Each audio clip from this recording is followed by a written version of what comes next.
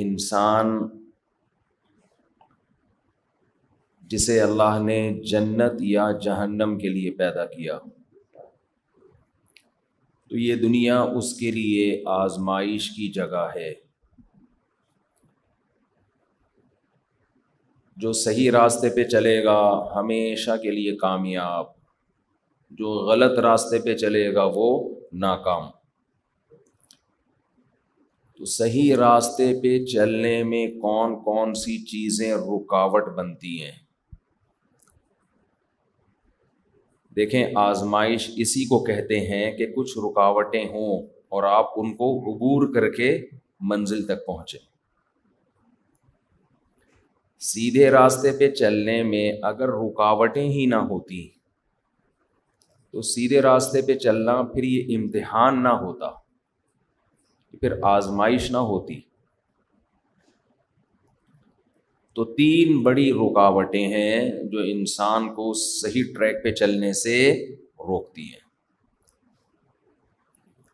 جن میں ایک رکاوٹ میں نے عرض کیا تھا شیطان ہے۔ تمام آسمانی کتابیں، تورات، انجیل، قرآن، تمام آسمانی مذاہب اس بات پر متفق ہیں کہ اللہ نے ایک مخلوق پیدا کی، جن، جسے جن کہا جاتا ہے۔ اسی میں سے ایک نسل ہے جسے شیطان کہا جاتا ہے، جس کا اصل نام ابلیس تھا۔ وہ شیطان اپنے شتونگڑوں کے ساتھ، اپنی نسل کے ساتھ مسلسل اس کوشش میں لگا ہوا ہے کہ انسان کو سیدھے راستے پہ چلنے سے روک دے۔ اس شیطان کا طریقہ واردات کیا ہے یہ بھی قرآن بیان کرتا ہے۔ وہ دل میں کیسے برائی کی طرف آپ کو لے کے جاتا ہے، قرآن نے اس مضمون کو کئی جگہ بیان کیا ہے۔ وہ کیسے لے کے جاتا ہے؟ وَزَيَّنَ لَهُمُ الشَّيْطَانُ أَعْمَالَهُمْ۔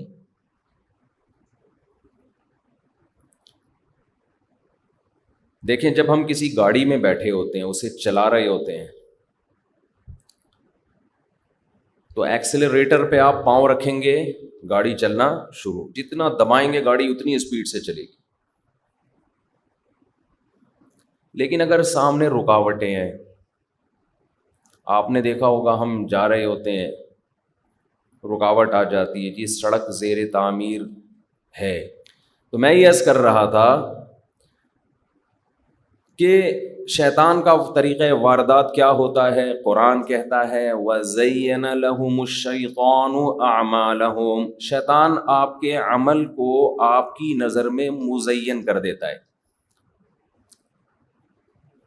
ہمارا ضمیر ہمیں کہتا ہے کہ یہ اچھا ہے، یہ کر لو، یہ برا ہے، یہ مت کرو۔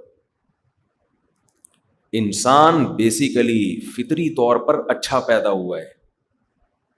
حدیث میں آتا ہے کل مولود یولد علی الفطرہ، ہر بچہ نیچر پہ پیدا ہوتا ہے، فطرت پہ، اسلام پہ، اچھائی کے جذبے کے ساتھ پیدا ہوتا ہے۔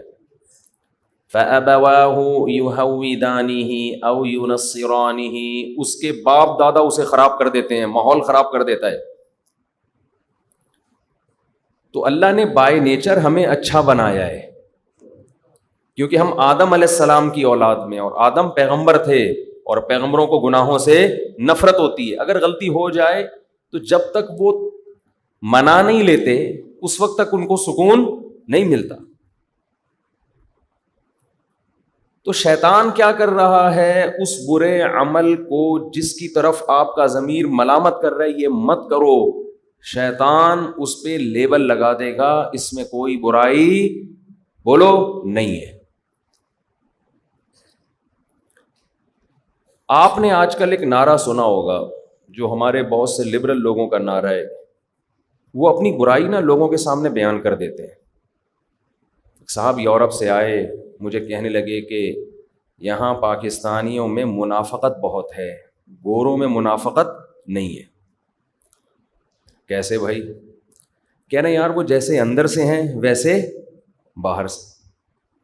وہ اگر زنا کرتے ہیں تو بتاتے ہیں بھائی ہم زنا کرتے ہیں. وہ اگر شراب پیتے ہیں تو بتاتے ہیں ہم روزانہ اتنے پیک, بولو نا, اتنے پیک ہیں ہمارے ڈیلی کے.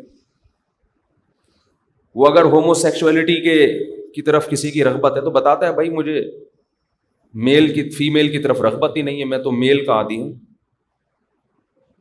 تو اس سے وہ یہ سمجھانا چاہ رہے تھے کہ ان میں منافقت, بولو نا, نہیں. وہ جو ہیں جیسے ہیں نظر آتے ہیں. میں نے کہا اس کو منافقت نہیں, اس کو بے غیرتی کہا جاتا ہے.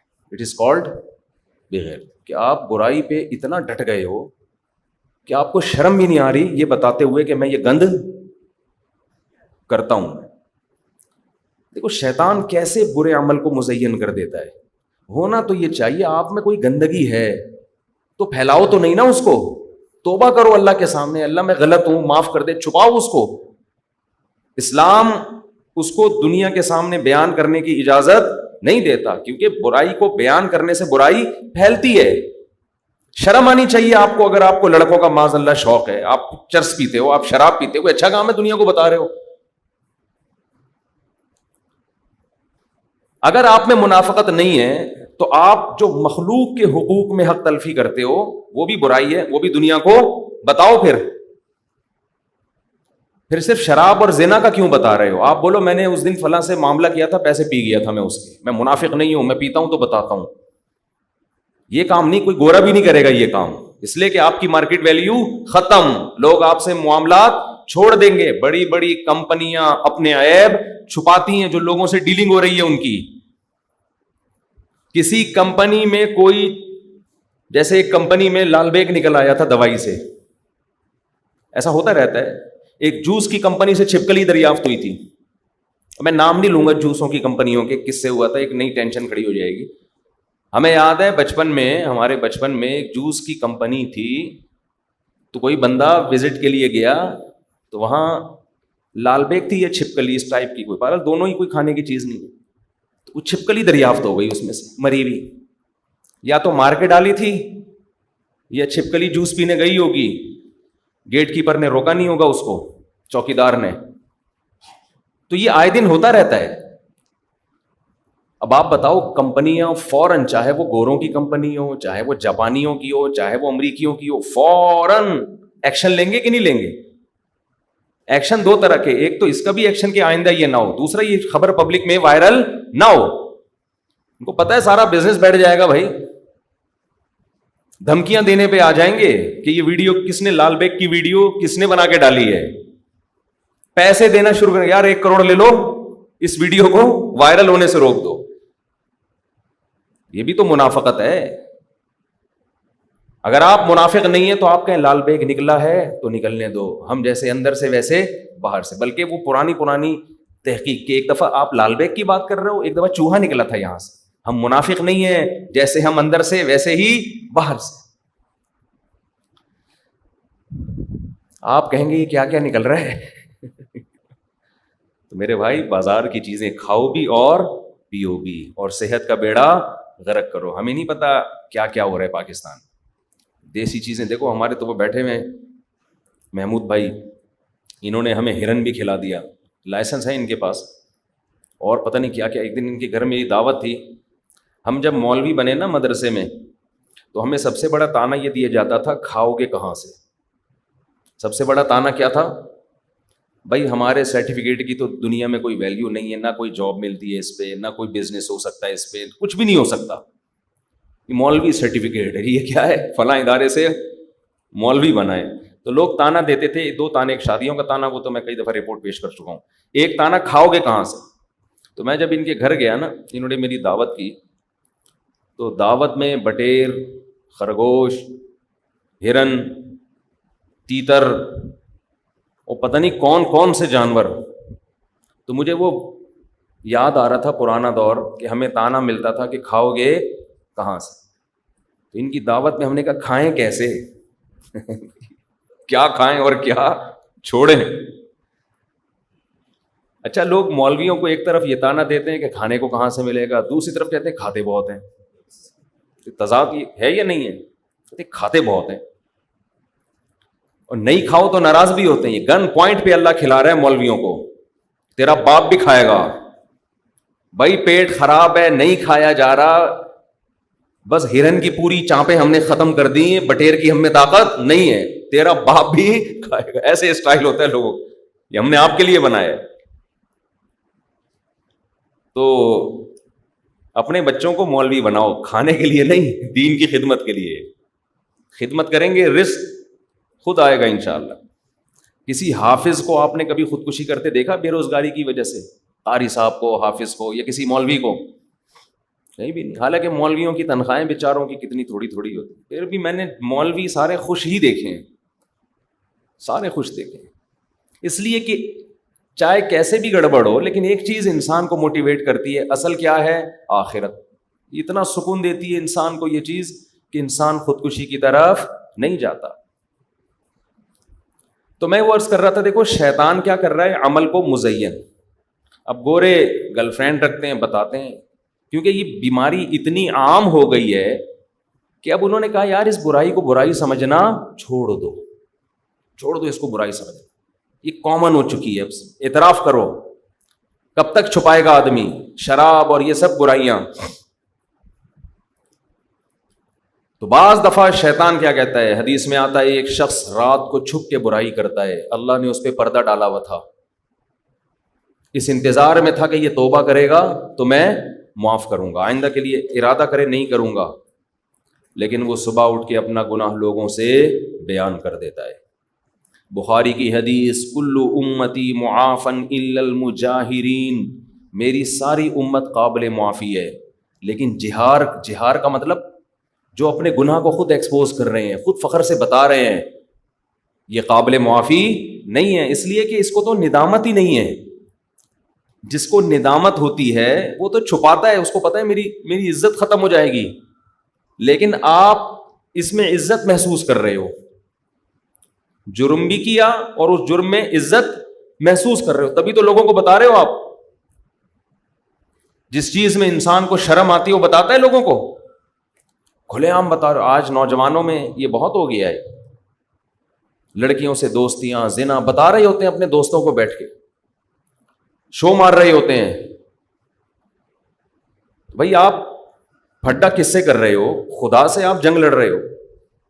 آپ کو نہیں پتا کہ اس نے آپ کو پیدا کیا اور اس نے آپ پر اس عمل کو حرام کر دیا. اسے کتنا غصہ آئے گا کہ تو ایک تو کر بھی رہا ہے اور فخر سے لوگوں کو بتا بھی رہا ہے, اور اس سے پھر لیبل کیا لگا رہا ہے, میں منافق نہیں ہوں, جیسا میں اندر سے ہوں ویسا باہر سے. تو یہ برائی پہ شیطان نے کیا لیبل لگا دیا؟ بولو, اچھائی. یہ صبح شام بہت اس کی اتنی مثالیں ہیں نا کہ اگر میں وہ مثالیں دیتا رہوں تو کئی ہفتوں اسی پر بیان ہوگا. میں مثالیں اس لیے دیتا ہوں کہ ہم میں سے اگر کوئی یہ جرم کر رہا ہے تو اسے اندازہ ہو جائے کہ بھائی یہ برائی ہے جس پہ شیطان نے اچھائی کا لیبل لگا دیا ہے. غیبتیں آج کل اسی نیت سے ہوتی ہیں. بعض صورتوں میں غیبت جائز ہے. آپ کسی کی برائی کسی کے سامنے کرتے ہیں تاکہ اگلا اس سے ہوشیار رہے. برائی بھی وہ والی کرتے ہیں جس سے اس کو نقصان ہو سکتا تھا, یہ نہیں کہ سارا ہی کچا چھٹا کھول کے رکھ دیا اس کا. مثال کے طور پر ایک آدمی لین دین میں 2 نمبر ہے. لین دین میں کیا ہے؟ 2 نمبر.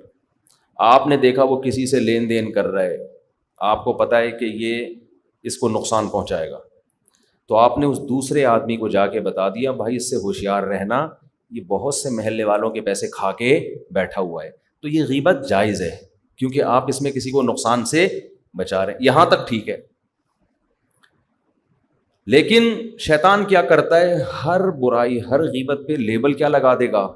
اچھائی کا, کہ یار یہ تو میں ضرورت کی وجہ سے کر رہا ہوں, یار یہ تو اصل میں ایکچولی مسئلہ یہ تھا.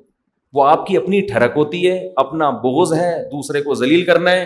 لیبل شیطان نے کیا لگا دیا؟ معاشرے کی ضرورت, سوسائٹی کی ضرورت. وہ اپنی ٹھڑک پوری کر رہا ہے آدمی. بھائی اگر ایک آدمی لین دین میں صحیح نہیں تو اتنا بتا دو لین دین میں صحیح نہیں, پورا ہی کچا چھٹا کھول کے رکھ دیتے ہیں.